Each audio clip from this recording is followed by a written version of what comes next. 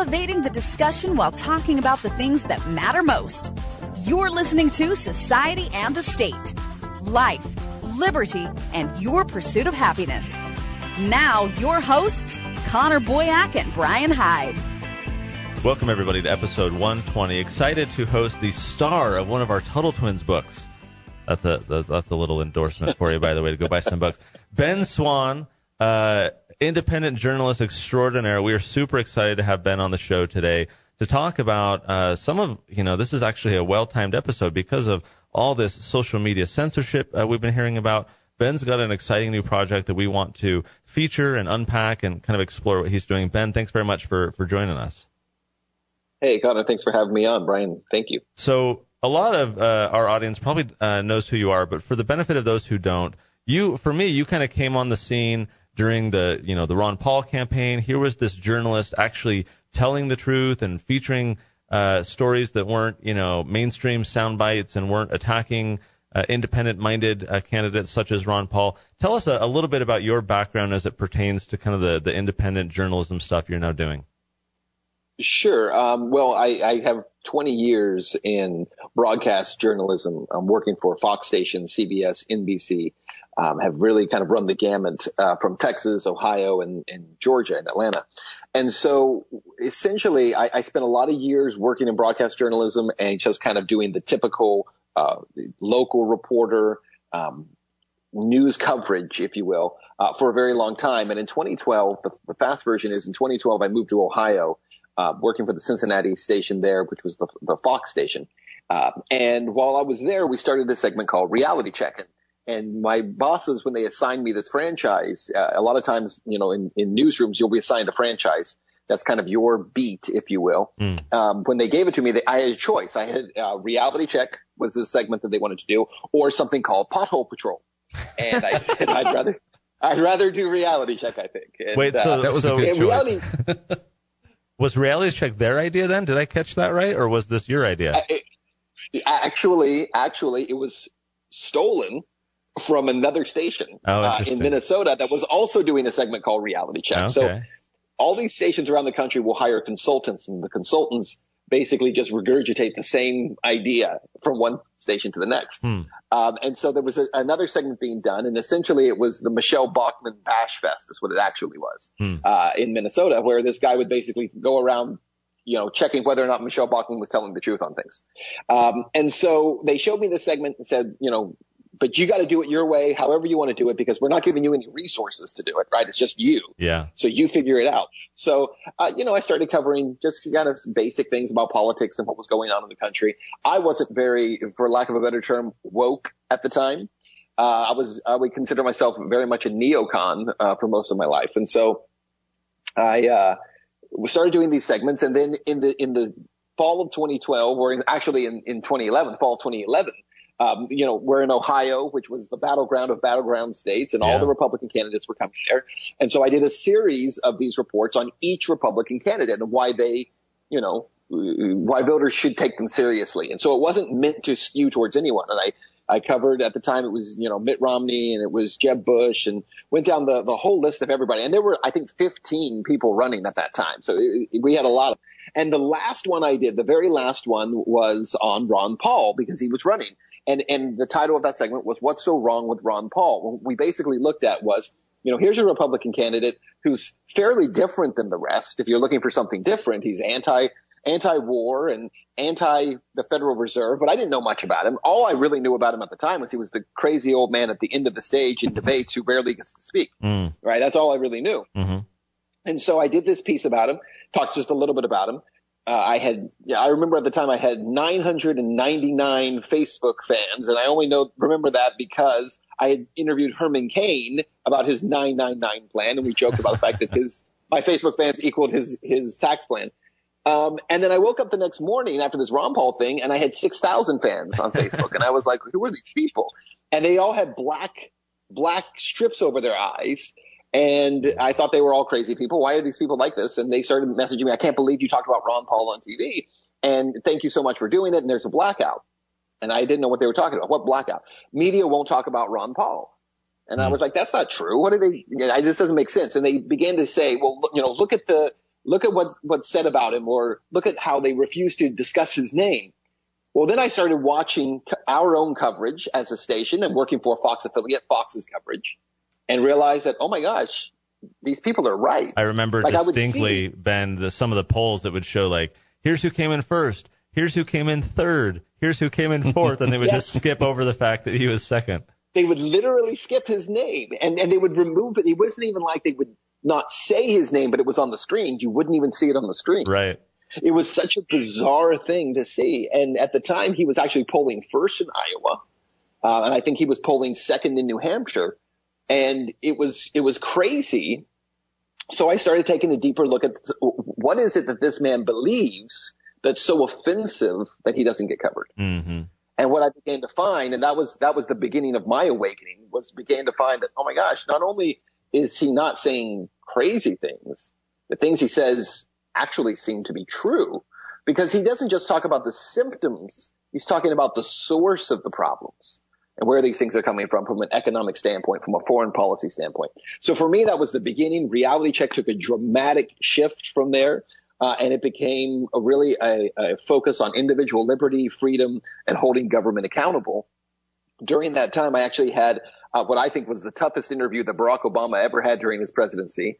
Had a chance to interview him one-on-one, ask him 5 questions, including about his kill list, about the assassination of U.S. citizens like Anwar al-Awlaki without any due process, and went through a kind of a series of questions for him, NDAA and indefinite detention. And so my profile as a reporter and within the space went kind of sky high. We were on YouTube, and millions of people from all over the world were watching our content. Unfortunately, at the same time, I was clashing like I had never clashed before with the corporate bosses that I worked with, who hated the content, said nobody cares about this, nobody's interested. I would show them the stats. At the time, I think my Facebook page had grown to 40,000 fans. And I'm saying it's not about, catering to these people. It's demonstrating to you that, look, we were the last place station in the market. We suddenly have people all over the world watching what we're doing in Cincinnati. And from a business standpoint, how can you ignore what's happening here? We actually went from the last place station to number 1 in Cincinnati in key demographics and in total viewers. Nice. And it was also my last there. Ben, so I actually left. Go ahead. No, continue. I have a question for you when you're there. Well, I was just going to say, but that was also the end. That was my final month there that we were number 1, and I actually left to go independent and start something called the Truth in Media Project.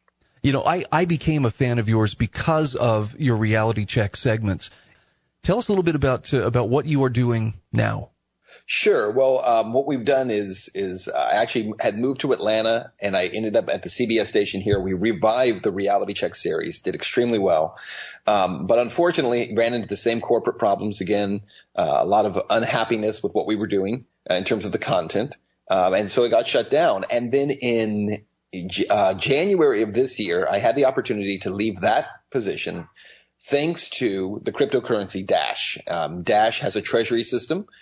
We made a proposal for them to sponsor our content. They agreed to that. And so for 4 months, I left, and for 4 months, we created content with Dash as our sponsor. And then that ended after 4 months. The crypto market has contracted a lot, as you guys know. But we were fortunate enough to pick up a second sponsor through Smart Cash, who has been sponsoring us now for a 6-month deal. And they're, allowing us to be able to continue to create content. But one of the things that happened when I went to Dash and then secondly to Smart Cash is that both Smart Cash and Dash have something called a DAO, or a treasury system, which is a decentralized organization treasury that allows them to fund projects. That's how we've been funded. And what we realized was, my team and I realized that, look, there were a lot of independent media who actually went to Dash and went to Smart Cash when we were doing this, also trying to get funded. And they don't have the ability, those cryptocurrencies in their treasuries don't have the ability to fund people to that level. Regardless of who they are, they have to pick 1 or 2 that they can do this with, because the treasury is not set up specifically for independent media. And so what we decided is, well, why don't we launch a platform that is a full-on streaming platform that can also include a treasury system by which independent media can get funding to create the content that they need to create. So we had this idea. We've been working on it for over a year, but specifically through this year. And then all of a sudden, in the summer of this year, we began to see the shift that's been taking place on social media, the purging of dissenting voices. And what I keep reminding people about this social media purge that's going on, guys, is it's not only the right being purged, only the left being purged. It is actually a purge of anyone who was a dissenting voice from the establishment. So folks who are progressives, folks who are libertarians, people who are far right conservatives, people who are considered alt-right, they're all being purged. And the only ones who are surviving are establishment left and establishment right, which those of us who can see that also can recognize it's because there's not a left and a right. It's just one establishment. It's the right? state and us. So, that's right. Ben, I think the problem that you're describing sets up nicely the project that you've now launched, which I want to get in a little bit more deeper to in just a second. But before we do that, I want to set up the value proposition a little bit more and help you make the case for why what you're now launching is needed. And you've just described it, social media censorship. So a lot of our listeners may be unfamiliar with that. They're, off social media a little bit, or maybe they're in circles where they're not really seeing the censorship. Can you offer a few specifics to paint the picture of how this censorship has been, utilized in recent weeks? Obviously, I think Alex Jones, right, made the news a few months ago. But I think probably most people were like, oh, yeah, whatever, he's crazy and lying about things or conspiracy, whatever. So perhaps some people were dismissive. Should they not be dismissive? And what are some of the other examples of censorship we've seen in recent weeks and months? Yeah, so that's a really great point. So the Alex Jones purge from Twitter and Facebook and YouTube and Apple, all of that happened. And you're right. When it took place, I was one of the first people standing up and saying this is absolutely wrong, because whether you like Alex Jones or whether you detest him, and a lot of people detest him, to allow him to be purged is opening the door for anyone and everyone else to be purged, right? Because the reality is Alex Jones is a great way for the establishment to justify that not everyone should have their voice heard. And some of your listeners may agree with that, right? They may say, I don't think his voice should be heard. But see, in a free society, censorship comes when I then as an individual choose not to listen. I self-censor. I'm not forced to listen to this person. If I think that what he's saying is untrue or detestable, I just tune out and I refuse to listen to him. I turn my attention to those who I think are worthy of my time. But that's not what's happening. And in reality, what's happened is we have a fake, and it is a fake controversy, conspiracy theory about Russians hacking the election and using Facebook to do it. It's not true. The facts do not back that up. At the most, all that even the establishment can admit to is that some Russians bought $100,000 worth of Facebook ads.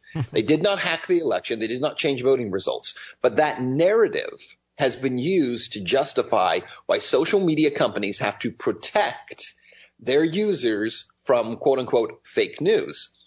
So the Alex Jones one was the first one. We again started, kind of putting together this idea. And then what we structured was and realized that there was going to be a need for is a platform that was more than a treasury system. And so when we saw the purges that were beginning to take place, and while Alex Jones got a lot of attention, I was hearing from a lot of people that I work with who are also in independent media with different sites and different websites. They were telling me that Google was crushing their traffic, basically cutting off their source of ad revenue. That Facebook, and we've seen them do this to us as well, is throttling their reach on Facebook so that they don't have the ability to reach people. And so we saw it happening. And so what we decided was we needed to build a platform that would be more than a treasury.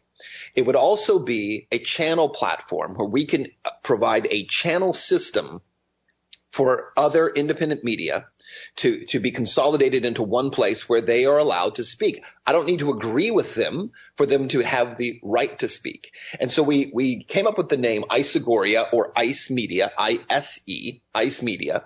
And the word Isagoria is actually one of the oldest words in language, in our current language. It's an old Greek word, but oldest words in language that deals with democracy. And the word literally means equality in the freedom to speak, not equality in what you are saying, but that every person has an equal right to speak. And so we put this thing together. We started working on it, began building out what it was going to look like. And then I decided to announce it at a blockchain conference just 2 weeks ago in New Hampshire. And the day that I was standing there, as I'm speaking, the notifications are hitting people's phones that suddenly Facebook has purged 800 pages. And if you look at the pages that they purged 800 pages. And it's anyone who is, again, a dissenting alternative voice, some on the left, some on the right. There was no clear criteria, except Facebook claimed that these were all pages that were posting political content and getting paid for it. Mm-hmm.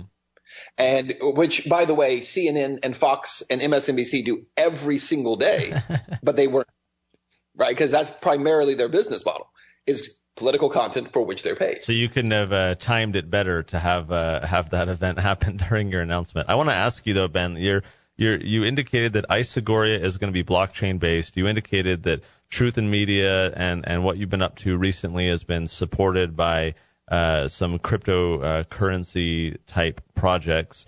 What is it about the blockchain or this technology that has attracted you? Clearly, you've become more woke, shall we say, to kind of the freedom issues, and your content has reflected that. But then you've become, it seems to most, a huge evangelist of this technology. Tell us a little bit about what has attracted you to crypto and how you see it tying in with Isagoria to independent journalism. Well, I think the thing that really drew me to it, I've been drawn to Bitcoin since 2013. I had been very interested in the idea, but that was for monetary reasons, right? I looked at it as, an answer to the Federal Reserve, an answer to inflation, an answer to the fact that governments should not control money supplies. And certainly private banks should not control money supplies. And so that was my initial draw to Bitcoin. But I think what's shifted now in our current state of crypto is this idea of decentralization, that when you find these cryptos like Dash and like Smart Cash that are decentralized, what you find is that you have a community of people who are able to drive the currency and drive the coin and drive the production of it, the development, the adoption of it. They make decisions on it. They vote. And in a decentralized system is not a perfect system, but that's, I think, why I like it, because it's also not a top-down controlled system. And so one of the things we wanted to do was bring some of that blockchain technology into our media world in a way that will allow – so when we do Isagoria, one of our goals is to tokenize it in a way that allows our viewers and watchers to actually have voting rights over content. Not veto rights over content, but voting rights, meaning they have the ability to vote and say, I want to know more about this. I want this story covered. I want to know, what's happening with this particular thing. So as a for example, if people are watching and saying, I keep hearing conflicting messages in media. Today, the conflicting message would be over who's in this caravan, what is this caravan, and where is it coming from of migrants marching towards the United States. But I want to know what's happening. And specifically, I want to know, are there gang members from MS-13 in it? Are there terrorists in it? Why are migrants headed here in the first place? That we can allow our viewers to have a say in what is covered. Now, what they don't get a say in is the end result in that. So if you are voting saying, tell me that I am right, that MS-13 is there, then you're going to be solely disappointed when you actually use your voting right. And instead, you don't get to decide the outcome of it, but you get to decide where the content goes. And that's the freedom we're trying to give our community, is we're tired of a media in America and globally that dictates to you what you're allowed to hear and what you're allowed to know. And we want to create more freedom in that space. And what kind of response are you seeing? I mean, obviously, Isagoria is brand new. You've got a huge lift ahead of you to basically create an entirely new platform. And so what is, in your mind, what does Isagoria look like in a year or two? Is this something that's going to kind of be a slow development to kind of take off? Is this something you anticipate having a big early splash that you guys are going to be aggressive in rolling out, bringing people on board? What does the next year or two look like for Isagoria and you? Well, the hope is that as we get it started, and I think the most difficult part of it so far has been building out what the token economy is going to look like and adopting the blockchain part of it. There's a lot that goes into that in terms of white papers and explaining the economy. But once that's done, my hope is that we'll actually scale rather quickly by offering immediately channel positions to a lot of folks in independent media who just don't have a platform, who can encourage their audiences to come with them as well. And so the hope is that the more people we get involved in it, and when I say people, I don't just mean consumers, but also independent journalists and content creators that we can bring into it. Isagoria has not been Swann's platform. It's not going to be my platform. It's a platform for thousands of voices. And so the goal is to bring as many as we can in. I would say if you asked me that question 6 months ago, I'd say it's going to take a while to convince people there's a need. But now I would tell you that I don't think it's very difficult to convince people there's a need for a place where voices can be heard, because every single day we're literally watching YouTube and Google and Twitter and Facebook purge anybody who was not an establishment voice. So I think that there will actually be an acceleration of the need for what we're doing over the next year and two. Yeah, I mean, I think as I look at even just the other day, one of the popular Facebook pages, Liberty Memes, was taken down. And from a content creator perspective, for those who are investing their time and resources to develop an audience, to develop content, it seems like, you'd be pretty risk averse. You want to have a platform where there's market certainty, where there's an ability to basically kind of own the data and own the content and control your output. And when you're on platforms where you're at their mercy and with a flip of a switch, they can snuff out years worth of ad spend and time and effort that you've put together to build up an audience there. As a content creator, you got to be thinking, well, wait a minute, maybe I ought to be reconsidering, what platform I'm going to do it on. Obviously, with a social network, like any other network, you have the principle of the network effect, where someone might say, hey, I'm going to go on platform X, but why am I going to go there if there's not people there? But then the people aren't going to go there if there's not content creators there. So you've got this chicken egg scenario where you really need to incentivize both the producers and the consumers to be able to launch onto this new platform. So you get the network effect, and their friends come and their friends come, and so on and so forth. And so what you're up to, I think, is really ambitious, but so needed, as you rightly point out, that every day we're seeing more and more censorship, and it really makes you question where the next few months and years are going to head if this becomes a trend that's going to continue, especially under a Donald Trump type presidency.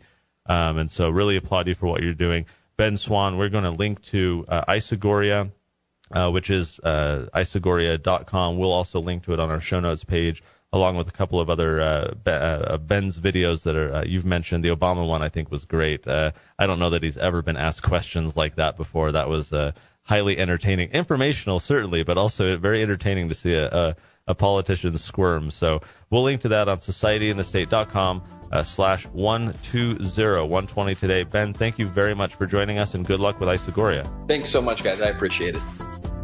Thanks for listening to Society and the State. For show notes, archives, and more great content, visit societyandthestate.com.